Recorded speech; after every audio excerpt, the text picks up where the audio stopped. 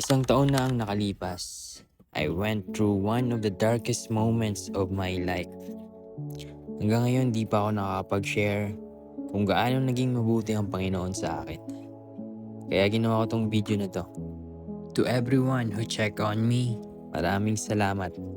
Before the operation, ay lang balik-balik na rin ako sa hospital. First hospital, food poisoning daw. Then, kidney stones. Mula noon, nagbago na ang pagkain ko. Di na ako makain ng lumpia.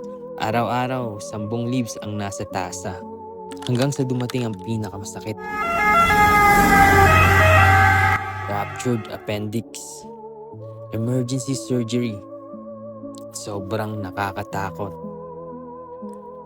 But God reminded me, I was not alone. Nandyan kayo, diyan ang pamilya. At higit sa lahat, kasama ko ang pangga ko. After the operation, we thought everything was okay. Pero may nakita ang doktor. May tumor sa tinanggal na appendix. Benign, sabi nila, pero kailangan pa rin ng follow-up.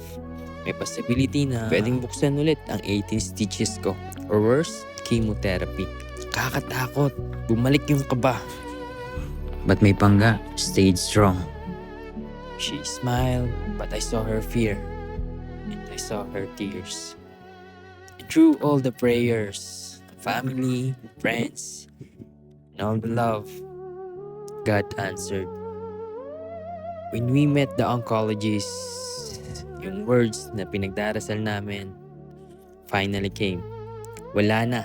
Natanggal na lahat. 6 months later, follow-up check-up, and it's clear. Ngayon, may tahi ako sa tiyan. But these scars, they're not just reminders of pain. They're reminders of protection, of love, ng kabutihan ng Panginoon. Maring may mga opportunity na nawala.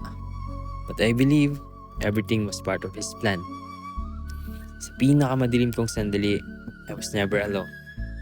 Hinawakan ako, prinotektahan ako, minahal ako. These scars tells a story.